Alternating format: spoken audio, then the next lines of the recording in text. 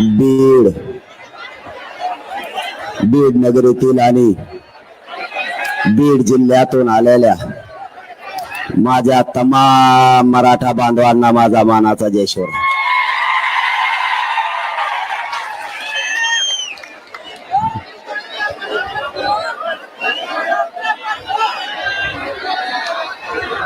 आपण नजर पुरत नाही इथपर्यंत विराट संख्येनं हे उसळलेलं मराठ्यांचं बीड जिल्ह्यातलं वादळ, हे मराठे जमलेत. हा आलेला बीड जिल्ह्यातल्या मराठ्यांचा एकजुटीचा महाप्रलय. हा महाप्रलय बघूनच येवल्याच्या एडपराला संडास लागल्याशिवाय आता राहत नाही. आपण इतक्या विराट ताकदीनं जमलात, त्यामुळे मी माझ्या मायबाप बीड जिल्ह्यातल्या मराठा समाजाच्या चरणी मनापासून नतमस्तक होतो.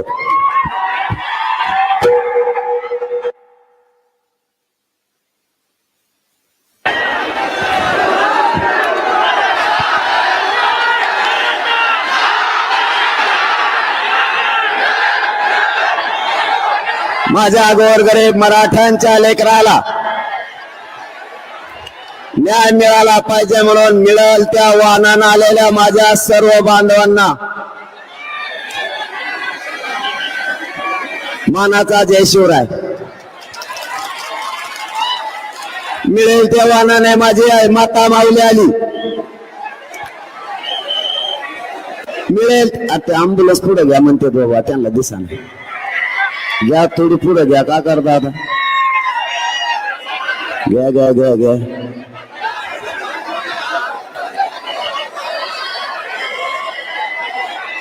बीड जिल्ह्यातल्या कानाकोपऱ्यातून मराठा समाज स्वतःच्या लेकराला न्याय मिळावा म्हणून मिळेल त्या वाहनाला आलाय. इथंही सकाळपासून उपाशी तापाशी मराठा समाज बसलाय. जिथं जिथं जागा मिळेल तिथं तिथं मराठा समाजाचं दिसतोय. मुंगीलाही मध्ये शिरता येणार नाही अशी अफाट मराठ्यांनी एकजूट दाखवली. माझ्या मराठा समाजाला शांतता काय असते हे पुन्हा एकदा सिद्ध केलं. माझ्या बीड जिल्हा जन्मभूमीतील मराठा समाज एकही घरी राहिला नाही, त्याबद्दल पुन्हा एकदा तुमच्या चरणी नतमस्तक होतो.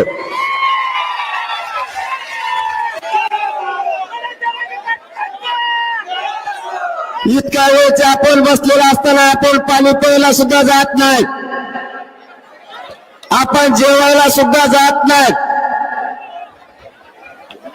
आणि खूप वेळ झाल्यामुळं बाहेर जाण्याऐवजी लोंढेचे लोंढे पुन्हा हात यायला लागलेत. हे बघा, पुन्हा मला ते यायलाच लागले.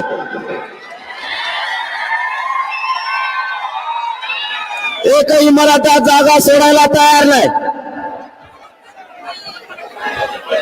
मराठ्यांना हवंय आता त्याच्या लेकराचं आरक्षण म्हणजे मराठा आरक्षणच. मराठा बांधवांनो,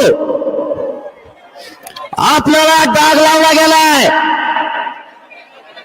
मागची बंद करता कर तुम्ही. यार त्यांना आवाज आहे ना म्हणतात, काहीतरी बघाय बाबा.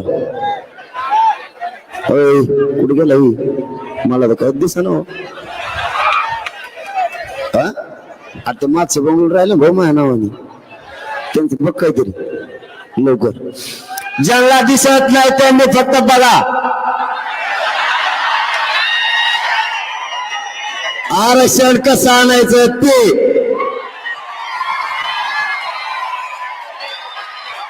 आणि मराठे कसे आरक्षण आणते तुम्ही नुसतं बघा म्हणा. आता ज्यांना आवाज येत नाही ना, ज्यांना तुम्हाला दिसत नाही नका दिसून देऊ. आवाज येत असेल ना, मग फजिती करायचं मागत का तुम्ही? आवाज कस काय येणार त्यांना?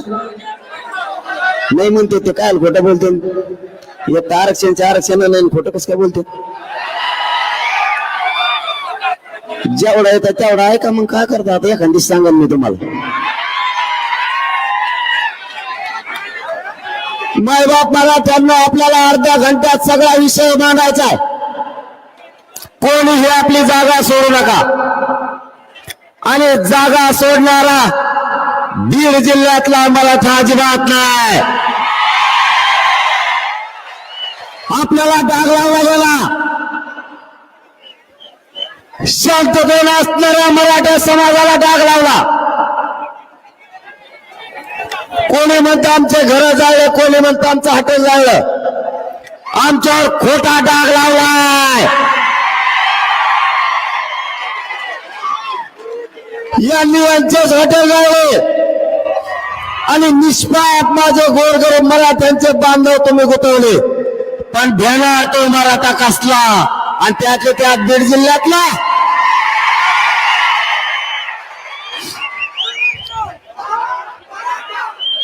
जर मराठ्यांना काही करायचं असतं तर सरकारला आज माझी विनंती आहे. यार खाली बसा रे बुळबुळ. तुम्हाला आरक्षण भेटलं काय गड्या. हा मेंदी निघालं काय नका गैन आवाज इकडचा येतो ते आम्ही सगळेजण मिळून सांगू तुम्हाला काय करायचे. आम्ही तुम्हाला काही ठेवणार आहेत का काय. तुम्हाला सांगू कानात काय आहे त्या. आपल्याला मायबापावर डाग लावला. आपल्या पोरांनी काय नाही करू नये त्यांच्यावर गुन्हे दाखल केले. निष्पाप पोरांना गुंतवण्याचं षडयंत्र सरकारने केलं. आज इतक्या लाखानं मराठे कोणालाच मोजता येत नाहीत. मराठ्यांना जर काही करायचं असतं तर आज केलं असतं का नसतं. मग मराठ्यांनी शांतता रॅली काढली होती. शांतता. सरकार झोपू नका. मराठ्यांनी शांतता रॅली काढली होती. मराठ्यांना राज्यात शांतता हवी. करोडोच्या लाखोच्या संख्येने आज मराठा एकत्र आलाय. शांततेत शहरात गेला आणि शांततेत मैदानात आलाय. विनाकारण त्याला डाग लावू नका. आणि हाच मराठा या राज्याला शांतीचा संदेश देण्यासाठी लाखोच्या संख्येने एकत्र शांतता रॅली केली. हे कधीच कोणाची जाळपोळ नाही करू शकत. हे कधीच कोणाच्या घरावर नाही जाऊ शकत. यांचे येणेच फोडिले रे. हे लंगुत आमच्या गोरगरिबात नाव घेतले. यांनातलं कंडे यांचं सुरू केलं येईल. ते येवल्याचं येडपट येडपट सगळ्या दुनियाचं भाव चाळलेलं तिकडून आलं आणि त्याच्यात पाहुण्याचं त्यानेच हाटल जाळले. नाव आमच्या पोराचं घेते बधीर सगळ्या दुनियाचं. आणि त्याच ऐकत ती सरकारी त्याला दिसाना निसाना ते तर पिशीच घेऊन येतात सध्या. बाजाराची पिशी त्याच्यात कागद. बघा बघा मला कशा शिव्या देतात. कशाला बोलतो रे मग. कशाला मराठीचा वाटा जातो. आताची पिशा घेतल्यात काही दिवसाने तुटलेल्या चपला केळाचे सालपटे तो ह्याजवळच देणार. थांब थोडं. तुला म्हणलं होतं नादी लागू नको. मी लई नमुना बेकारी. तुला आताच खाल्लेला पचाना तर नंतर कसं व्हायचं हो तू. तुला आताच पचा नाही. अरे त्याला समर्थ मी तुम्ही टेन्शन ना घेऊ. त्याला आत्ता उलटा पालता करतो. काय काळजी नको. आता कशा आवाजात बोलू तू. बारीक असा जुका कळली कधी त्याला. जरंगे साहेब म्हणतोय आता. पहिले नीट राहायला असतात नुसतं जमलं. आळी वळवळ करते शेपटाची. दिसतंय बी कसलं काय रंगनाथ रंगनाथ रंग बदलणारा. रंगे गप मारायचं. मला गिरीश महाजन साहेबांनी सांगितलं, जरांगे पाटील तुम्ही बोलू नका, मी त्याला समज दिली. मी गप बसलो. म्हणलं जाऊन त्या टंकार झालेलं आहे, म्हाताऱ्याला काय बोलायचं. मी 4 दिवस काही बोललो का. मग त्याला काल काय बडबड हळूच बारीक आवाजात बोलतो, द्या सगळं त्यांना, द्या सगळं, बंगले बांधा त्यांच्या पाशी, तिथंच राहा, तिथंच कायदा बारा. एडपट बुजगाव नको डल्लं. मग शाळा काढीत त्याला अक्कल कसलं, कसले मंत्री गेलं का नाही असलं कोणी. महाराष्ट्राला कल काय घेणं देण्याचं हे डबड. तू थांब, एकदा आरक्षण मिळत मग तुला कचकाच दाखवतो. तो लय दिवसाची फडफड चालली. माय बाप मराठ्यांनो, फक्त एकदा आरक्षण मिळत तर शांततेत आंदोलन करा. त्याच्यात किती तुम्ही एकदा बघायचं का बघूच आपण. आम्ही गप बसलो की काढा करतो. मला गप बशी देत, मी गप बसलो की ते सुरू करतो. त्याला दम, मग मला चौथळेला मला नाही निघत दम. कारण मी खानदाने तुमच्या रक्ता मासाचा ओरिजिनल मराठ्यांच्या अवलाद आहे. दम नसतो काढी. माझ्या मराठ्यांच्या आरक्षणाच्या विरोधात जर कोणी बोलला तर त्याला सुट्टी नाही. मग तो कोणी असू द्या, आम्हाला आमच्या हक्काचं आरक्षण पाहिजे. त्यासाठी आज संघर्ष सुरू आहे. तू तर जाऊन रे टाकीच्या टकोऱ्यात माया बोलू दे मला जरशी. ते मोग फार झालं. मला मुख्यमंत्री झाले का आरक्षण घेऊन. मला काही मिळत लागा ना, ते काय वाजायला लागला आधी. आणि ते एका ऐकतलं मोठं वाजलं. मी वर बघितलं, म्हणलं हेलिकॉप्टर उतरत कडे खाली शिडी लिहून. आता पण त्यानंतर वेगळंच कळालं, काहीतरी शेतकऱ्याचं काहीतरी सहल होती. त्याला कळणार संडास लागली तरी बी ते कळून घे ना. हे मराठी कशासाठी एक आले. या मुख्यमंत्री आणि 2 उपमुख्यमंत्र्यांना माझी आज चंपावती नगरीतून विनंती आहे.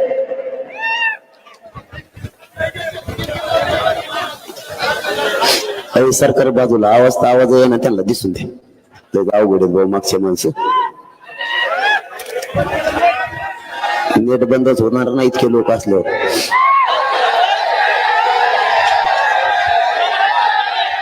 काय झालं. हा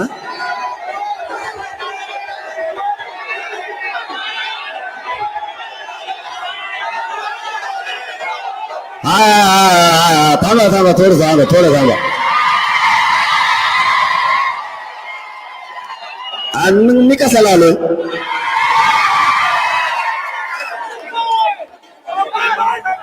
दोनही मुख्यमंत्री आणि 2 उपमुख्यमंत्र्यांना विनंती या चंपावती नगरीतून. इथं 1 वर्षाचे लेकरं सुद्धा मांडीवर घेऊन माता मावल्या बसल्यात. इथं 70 ते 90 वर्षाचे आजोबा आणि आजी सुद्धा बसली. आमची सगळ्यांची योजना एकच आहे. मराठ्यांच्या लेकराला आता आरक्षण मिळवून द्यायचं, त्याशिवाय मागे हटायचं नाही. सरकारने शांतपणाची भूमिका घ्या. त्या वाक्याचं ऐकून जर तुम्ही मराठ्यावर अन्याय केला तर तुम्हाला जळ जाईल.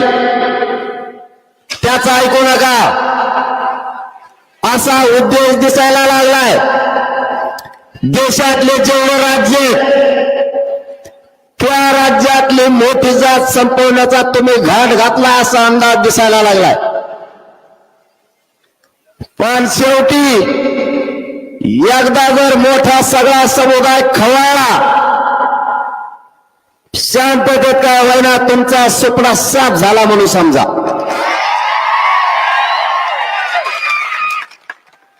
तुमचा राजकीय सगळ्या अस्तित्वाचा सुपडा साफ होईल. माझ्या मराठ्यांना तळपू नका. नवीन पद्धत राबवू नका. तुम्ही एकदा प्रयोग केलाय. तुम्हाला आतापर्यंत तुम्ही केलेल्या अंतर्गतातल्या प्रयोगाचं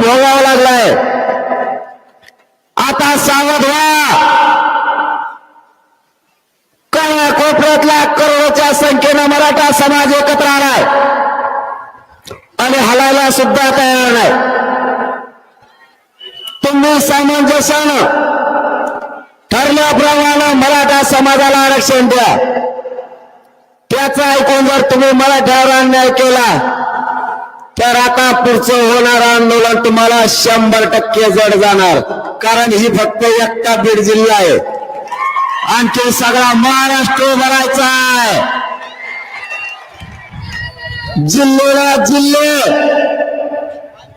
आणि घराला घराबाहेर पडणार आहेत. मी सगळ्याला पाणी पाहिजे तर मग पाण्याची काय गरज आहे?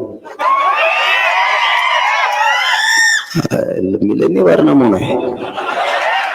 पाणी भाषण दुसरं पेत नसतो, भाषण झाल्यावर 1.5 घंटा पेत नाही, पण त्याला पाणीच पाहिजे. त्याचा खोटाच केला दुसरा ठोकला. कारण तुमचाच मुर्ग आहे, मी काय लोकच थोडाच. मला परिवारच मानत नाही. लोकांचं उलट आहे. लोक म्हणजे आधी कुटुंब मग बाकीच. आपलं तसं नाही, आपला उलटा खेळ आहे. आधी समाज आणि मग कुटुंब. हा मराठा समाज माझा मायबाप आहे. या समाजालाच मी मायबाप मानलं आणि ज्या समाजाला मायबाप मानलं त्यांच्याशी माझं लेकराचं आणि माय माऊलीचं नातं झालं. आम्ही माय लेकरं झालो. मग या समाजाची गद्दारी करायला हे आंदोलन उभा केलेलं नाही. यांचा सगळ्यात मोठा प्रॉब्लेम एकच आहे. अरे बापा दिठवून मोबाईल बाबा आला का तुला पण मुंबईत फोन दुट्टे खालटे कुशी मग होकायला लागला. मग इकडं मग इसरून जात असतो. कुठं राहिलं तर सांग बर.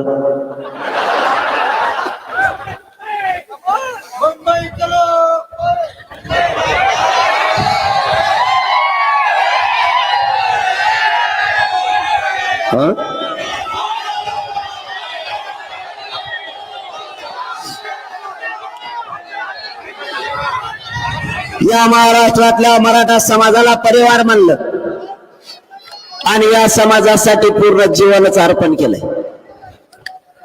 ही तर एक त्या बीड जिल्ह्याची ताकद आहे.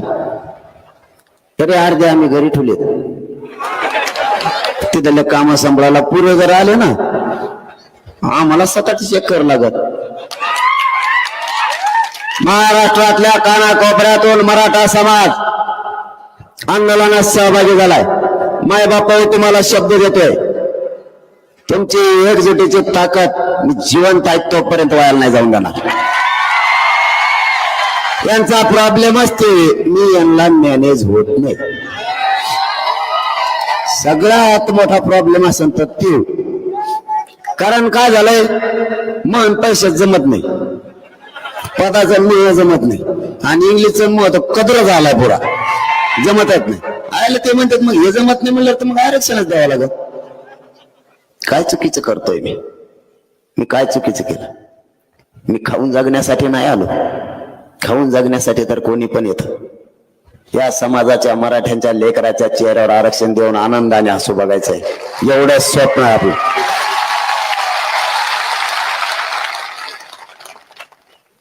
मी काय चूक केली? माझ्या मराठा समाजानं आरक्षणाची मागणी केली. दशक व्हायला गेले. पिढ्याना पिढ्या बर्बाद झाल्या. आई बापानं लेकरं शिकायचे आणि स्वप्न बघायचं. माझा लेकर सुद्धा अधिकारी होईल आणि माझ्या वाट्याला आलेलं कष्ट कमी होईल. वेळ प्रसंगी बापानं कर्ज काढायचं पण मुलं शिकवायचे. पैसे कमीच पडले तर आईने स्वतःच्या अंगावरचं सोनंही मोडायचं पण लेकरं शिकवायचे. तिचं स्वप्न होतं माझं लेकरं मोठं होईल आणि हे लेकरं मोठं झाल्याच्या नंतर माझ्या वाट्याला आलेले काबड कष्ट कमी होते. पण आरक्षणाने घात केला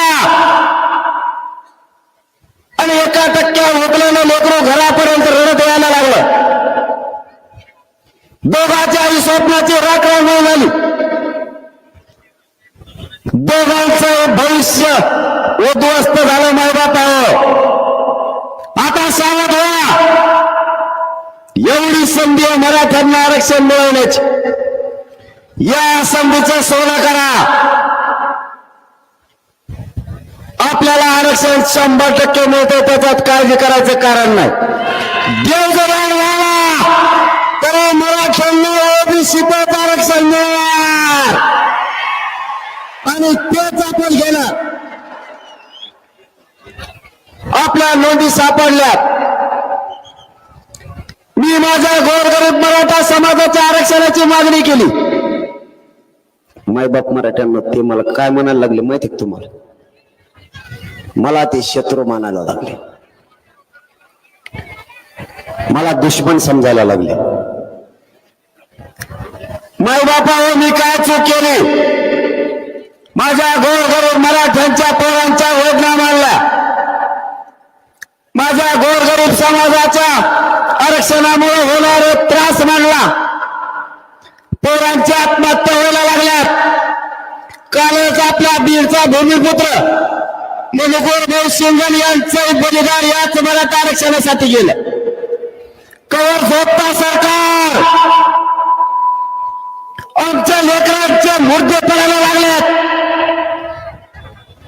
बीड जिल्ह्याच्या बलिदानासह या राज्यातलं एकही बलिदान मायबापा एकही वाया जाऊ द्यायचं नाही. सरकार श्वास घेत आहे. सरकार मराठ्यांचा अपमान करत आहे. सरकार मराठा समाजाची फसवणूक करत आहे. मराठ्यांच्या जीवावर सत्तेच्या गाद्या मिळवायच्या आणि गादी मिळाल्यावर त्याचा लाभ या छगन भुजबळासारख्या द्यायचा.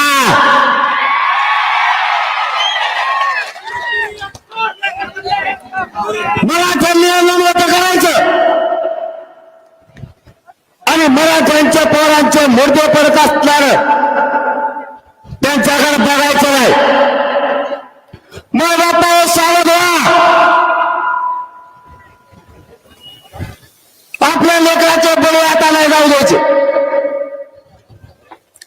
सरकार गांभीर्याने घेत नाही. सरकारला वोट आणण्याची ताकद या मराठ्याच्या याला वोट आणल्याशिवाय आता सुट्टी नाही द्यायची. काही झालं तरी हरकत नाही. त्यांना मला काय शत्रू मानायचं मानून द्या. एवढे मोठे माग घातले होते मी कोणालाच भिजू नाही बा. मी असाच त्यांना गिनीत नाही मोजित नाही. आणि आता तुम्ही महाराष्ट्रातले इतके लोक म्हणलं बा बा बा बा आता गाव खरं नाही राहिलं. मी तर विसरूनच गेलो बा काय काय बोलायचं ते. माझ्या नजरच पुराणा इतके लोक आहेत. बीड जिल्ह्याने पुन्हा एकदा दाखवून दिलं मराठ्यांच्या नादाला लागला की संपलं. त्याचा विषयच आवारला. आणि तुम्हाला एक महत्वाचा विषय सांगतो.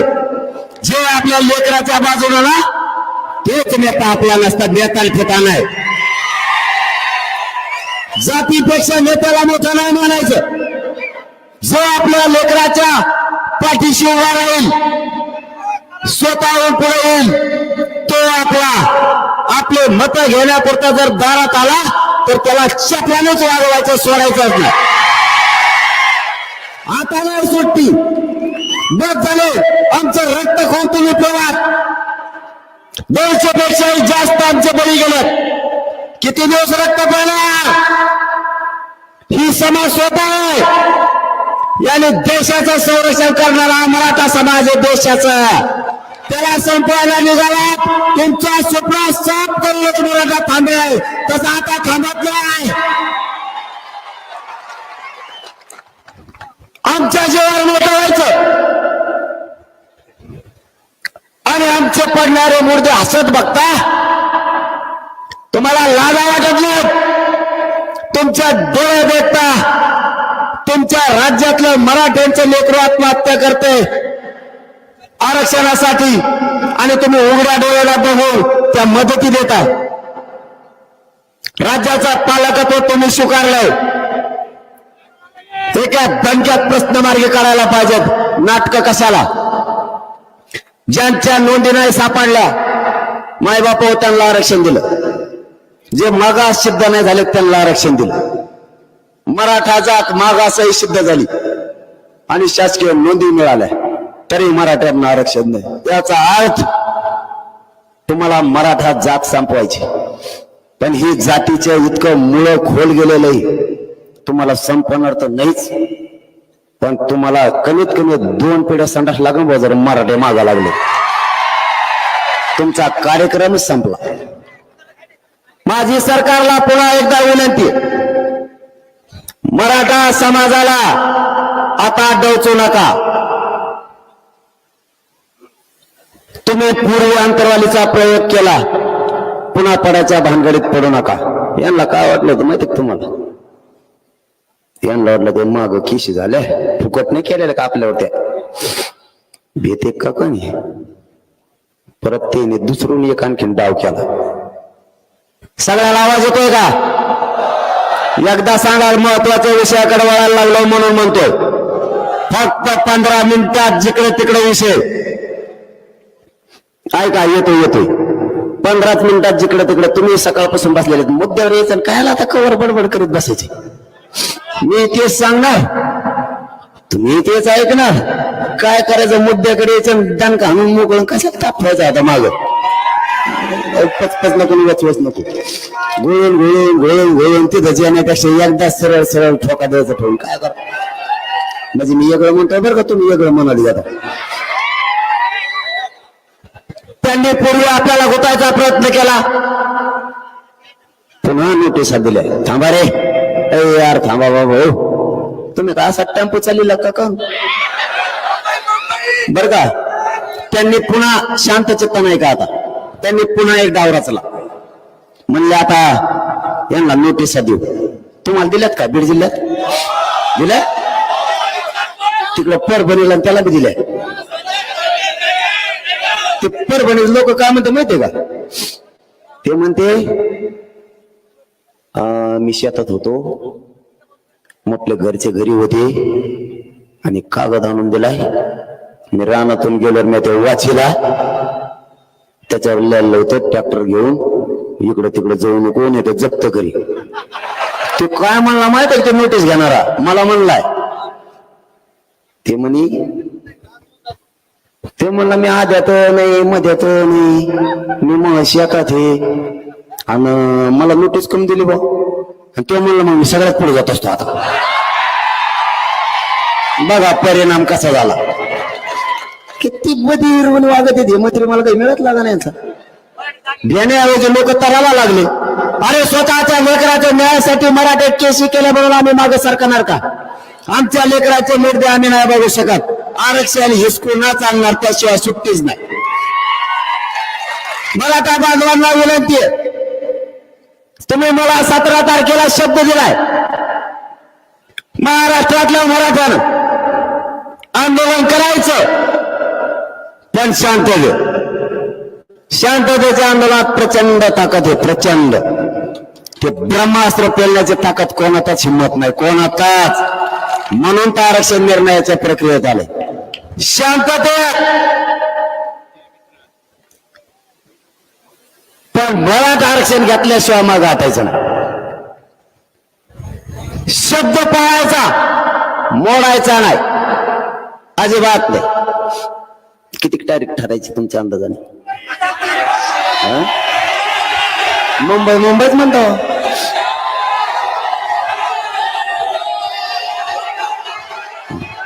नाही असं नाही. याला काय अर्थ आहे मग? अरे बाबा हा आपण याला काय अर्थ आहे का? थोडं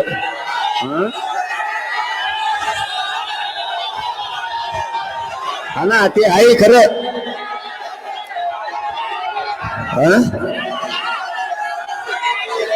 अच्छा हा कळले. थांबा आता गप्प बस. कळलं ना? तुम्हाला वाटतं मी बी लयत नमुना शान आहे नाही का काय? मग मी बी आहेच ना. असं कसं? हे बघा, मी माझ्या जातीकडून प्रामाणिकपणा सांगतो. आम्हाला हौस नाहीये कुठं जाण्याची येण्याची, किंवा मूर्ख नाहीयेत आम्ही. मराठा समाज आम्ही उठलो आणि काहीतरी जनभावना आहे म्हणून कोणीकडे बी निघालो, याच्यातला मराठा समाज नाही आम्ही. परंतु आम्ही सहन तरी करायचं किती दिवस? याला काही मर्यादा आहे. तुम्ही माझ्याकडून 3 महिन्याचा वेळ घेतला, नंतर 40 दिवसाचा घेतला, पुन्हा आता 2 महिन्याचा घेतला 24 डिसेंबर पर्यंत. तुम्ही किती दिवस माझ्या मराठा समाजाला मूर्ख समजणार? आम्हाला काहीतरी मर्यादा आहे, आम्हाला काहीतरी भावना पण आहेत, आमच्या लेकराला काहीतरी त्रास. मग आता आम्ही तरी किती दिवस दम काढणार? आम्हाला सुद्धा मर्यादा आहे. मला असं वाटतं आपण सगळे काय म्हणू त्याला, हा ना, पुढे तर बोलणं द्या ना तुम्हाला, मला पुढे तर बोलून द्या ना. हा ते काय आहे ना, पण मला असं वाटतं आपले सध्या अरे मला बोलून द्या ना. मग आपण पुढच्या आंदोलनाची दिशा ठरायची का? मग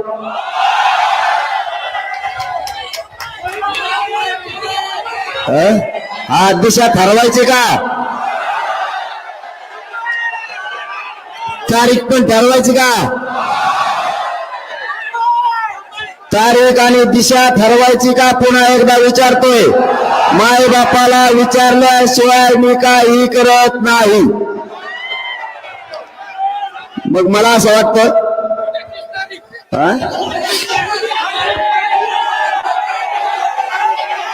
नाही नाही नाही, इतक्या जवळ आहे का? अरे हवा लढायचं ना, मग जिंकून सुद्धायचं असं नाही. मग उठलं की पळाले असं नाही. मग गाफील वागायचं नाही. गाफील आणि घात होतो समाजाचा आणि स्वतःच्या आत्मविश्वासाचा सुद्धा.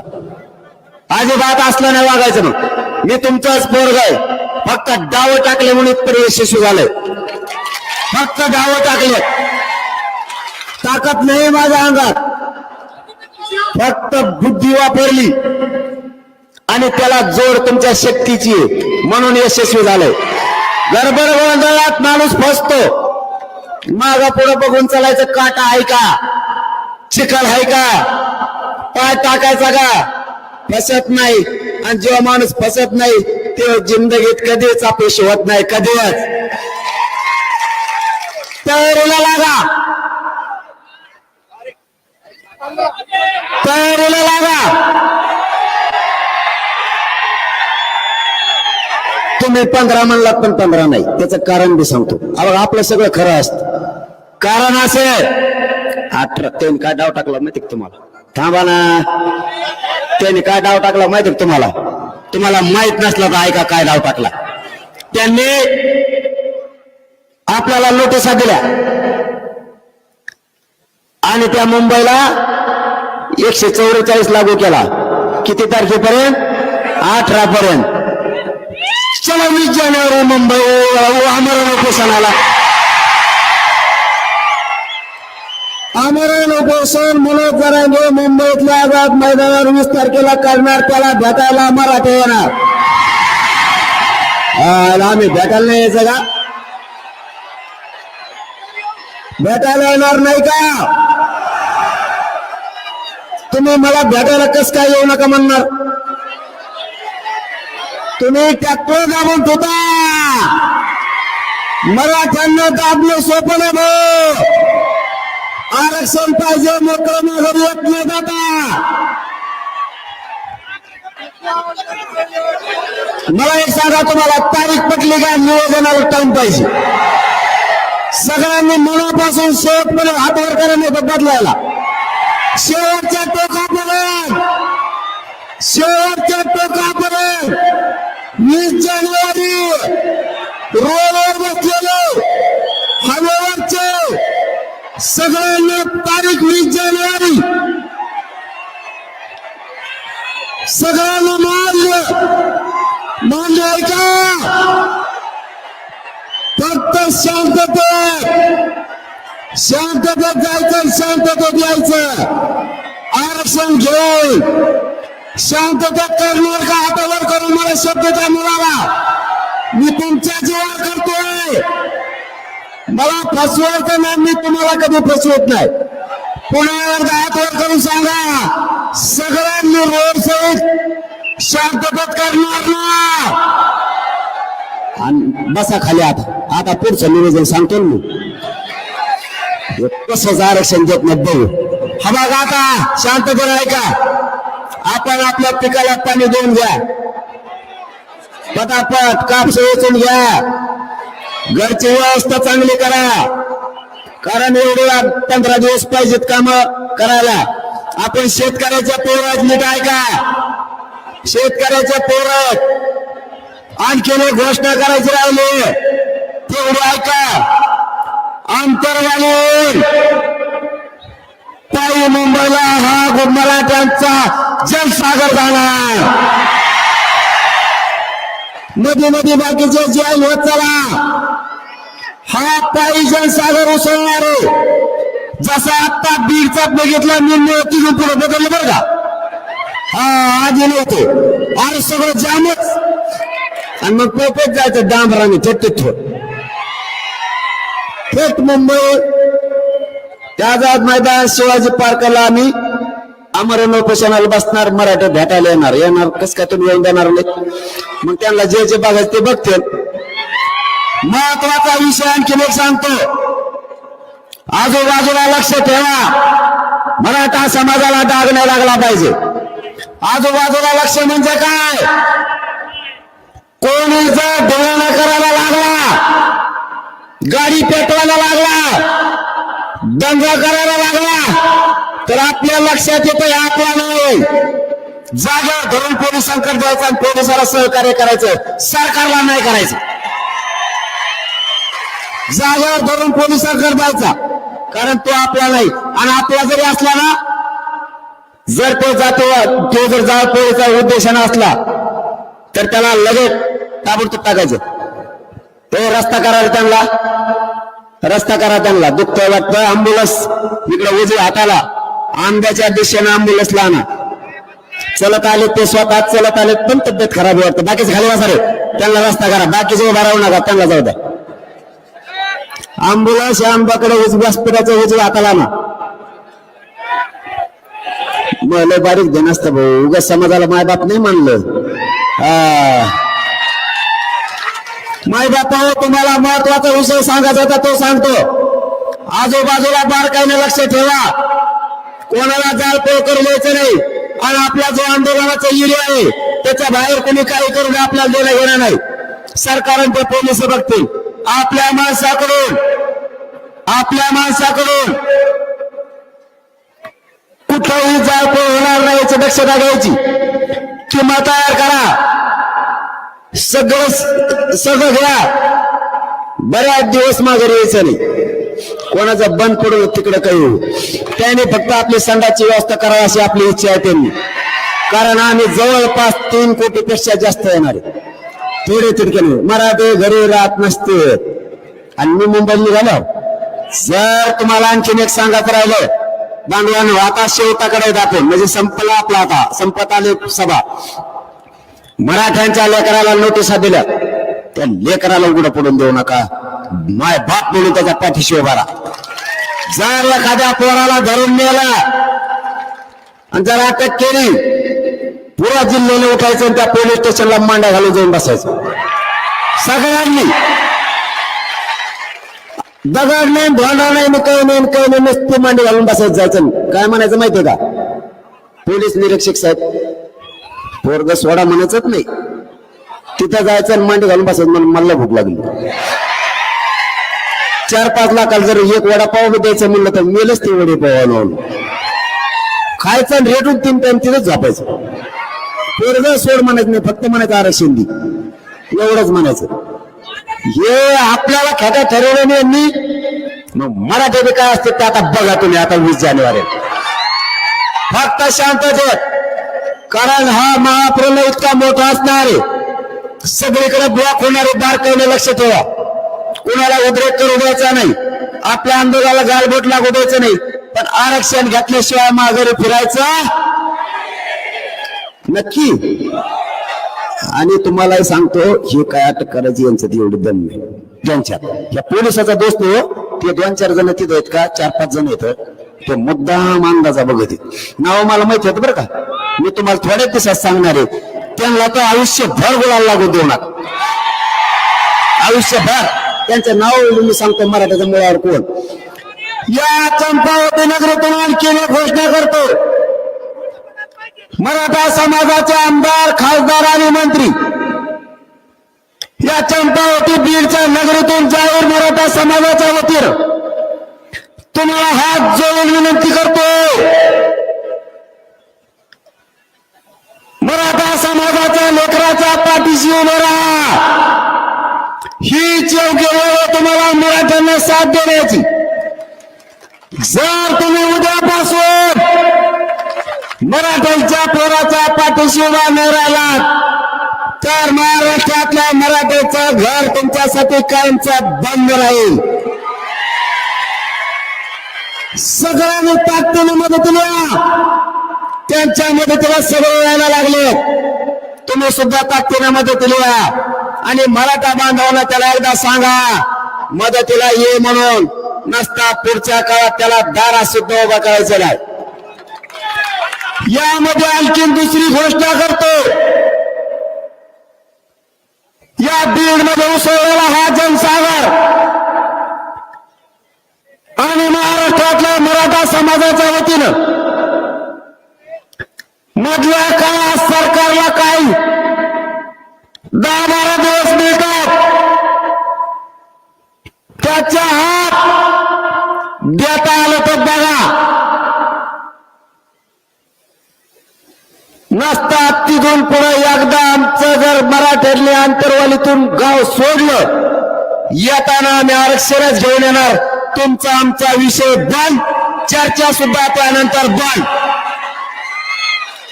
कारण आम्हाला मुंबईला यायची हवस नाही. आम्हाला न्याय पाहिजे आमच्या लेकराला. जर तुम्ही त्याचा हात आता नाही दिलं तर इतक्या खुट्या मारणार मराठी की तुम्हाला आयुष्यभर खुट्या उपटणार नाहीत. आम्ही तर सगळे उपटून फेकले जात. मला पुन्हा एकदा सांगा, तारखेवर तुम्ही समाधानी आहात का? सगळ्यांचं एकमत आहे का? कारण तुम्ही हो म्हणलात ऐकते राज्य महाराष्ट्रातले सगळे पोरं तयारीला लागणार आहेत. आपल्या घरचे व्यवस्थित करा. कारण हे काय आपण 10 दिवस तयारीला पाहिजे. तिथं गेलो तर घरी आलो असं नाही. मी मेलो तर मागे फिरत नसतो. आता नाही. माई बापा हो मार्ग सांगतो ना, दमत नाही वाजायला अवघड खेळ हो.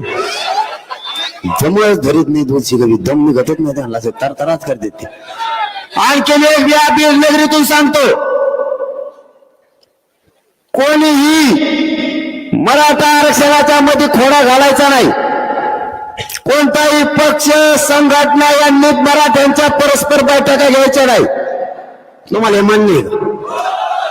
मराठ्यांच्या परस्पर नाही. आमच्या बैठका इथं चला त्या मराठ्यांचा पवित्र व्यासपीठ याच्यावर ओपन बोलायचं, बेताडा फेताडाचा हात नाही. कोणी स्टंटबाजी करून मधल्या काळात आंदोलन सुद्धा नाही करायचं. कोणीच. मराठ्यांच्या संघ चला, मराठ्यांच्या सोबत चला. वेगळे पण दाखवू नका. तुम्हाला काय सिद्ध करायचं 2-4 टक्कूचे घेऊन? माझ्या बाप दादा मराठ्यांच्या पोराचं वाटोळ झालंय. आता तुमचं नाटक सगळ्यांनी बंद करा. मराठ्यांचं कल्याण करू लागा. मराठ्यांच्या सोबत राहा. इथं कोणी नेता फेता नाही आणि कोणी नेतृत्व नाही. मी बी मला मानत नाही. नसतात मग हवा तोडायला असतो नसतो. मॅनेज पण माझ्याकडे येत नाही. ते लय टेन्शन घेते फुल. आता फुल टेन्शन आलं असं त्यांना. फुल तारीख केली म्हणलं अगं बा म्हणतात लयच बेकार केला कार्यक्रम आता. आणि मी एकदा मुंबईला जाईल म्हणलं ना, तुम्ही माझे माय बाप, मी तुमचा पोरग आहे. शब्द बदलतो का मग? आता 20 ठरली म्हणजे ते रोड आता पुशिलेच म्हणायचे सगळे. दाना दाना दाना दाना दाना दाना. फक्त शांततेत काना निघायचं. कारण आपल्याला काय करायचंय ते सांगतो. हे बघा आणखीन प्रामाणिकपणा आहे आपल्या डोक्यात. नाही मार्ग 2-3 दिवस सांगून आता ते शोधायला लागून कुंकडून जायचं, कसं जायचं, कोणत्या बाजूने गेल्यावर जास्त बघायला मिळतात. कुंकडच्या बाजूने गेल्यानंतर खूप छान दिसतं, ह्या बाजूने गेल्यावर खराब दिसतं, तिकडून नको. इकडच्या बाजूने गेल्यानंतर खूप सुसज्ज आहे, ती बैल बघायचं आपल्याला. ते नाही का ते लयच पळतो लयच बेकार दिसतो कसला काय. आपण बघू नाही का? मग आम्हाला उपोषण करू नये का मुंबईत सांगा बरं? हा मग उपोषण मुंबईत करून द्यायचं नाही का आम्हाला तुम्हाला? मग आणि हे लोक भेटायला येते ना, आता मग त्याला येऊ नका म्हणता का? मी काय वाईट डिसिजन घेतलं का माझ्या मराठा समाजानं? कायद्याच्या अधीन राहून आमरण उपोषण मराठ्याचं सुरू. तुम्ही कस काय करू नको म्हणतो, आणि मला तिथं भेटायला आल्यावर मला दुखायला लागलं. मला बघायला मग मायबाप समाज पाहिजे, ते बघायला येणार ना. मग ट्रॅक्टर नाही तर रिक्षाने तुला काय करायचं रे? आणि तू आडीवर त्याचा ट्रॅक्टर ट्रॅक्टरच आडीव. मग सांगतो तुला आडी होती ट्रॅक्टर कसं आडी होती. ट्रॅक्टर आडी म्हणजे ट्रॅक्टर आमचं, डिझेल आमचं, फजिती आमची होणार, डिझेल आम्ही टाकणार, उपाशी मारणार आम्ही. तू आमचं ट्रॅक्टर आडीणार ही बरं तू आडायला. त्याला काय करा, त्याला हाणायचं मारायचं नाही, हा त्याला ट्रॅक्टर टाकायचं आंदोलन आणायचं. आपल्या गोडीत त्याला भाकर फिकर बी खाऊ घालायची. खा म्हणायचं, बेसन भाकर द्या, फक्त कांदा देऊ नका. कांदे खायला ते यायलाच एअरपोर्ट राहून द्या. असंच भंगार सगळ्या दुनियाचं माया नादी लागत आहे. आता बघतो तो आहे मजा बडबड. मी झरंगे पाटलाला काय करणार आहे? पाठिंबा देतो. काय देतो रे? पाठिंबा देतो. बुजगाव न कुडलं हे कसलं हे भंगार सगळ्या दुनियाचं. मी गप बसलो होतो ना, काही नादी लागायची गरज आहे का? ज्ञान देण्याचं आज काय काल कल असत, त्याच्या पोटात आळी वाळ वाळ वाळ वाळ वाळ वाळ वाळ वाळ करते. हा बळ आलं का त्याच्यात थोडं डोक, आणि त्यांनी पचत खाल्लेलं ते बसला का उठतच नाही असं त्याचे लोक सांगत येत. मराठ्याचा नादी लागल्यावर कायमचं त्याच्यातच बसा लागत. शहाणा होय, आमच्यापासून लांब जाय. मराठ्यांचा नाद करू नको. एकट्या बीड जिल्ह्यानं अख्खा महाराष्ट्र ढवळून काढला. एकट्या बीड जिल्ह्यात तू आमच्या नादी लागू नको. जाहीरपणाने सांगतो, 20 जानेवारीची तयारी करा, पण शांततेची. आपण काय देशील मार्गाने उपोषण करू, पण कोण पुढे बसेल आम्हाला माहित नाही.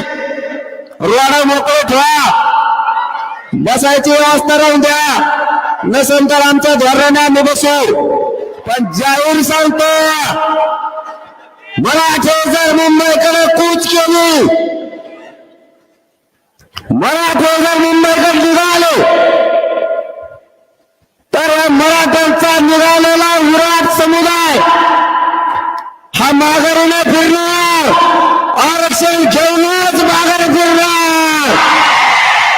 कोणाला अडवायचं दिया, आता आरक्षण घेतल्याशिवाय सुट्टी नाही. आता देव जरी आला तरी मराठ्यांना आरक्षण द्यायचं. मराठी बंद कोपरून तयार आहेत.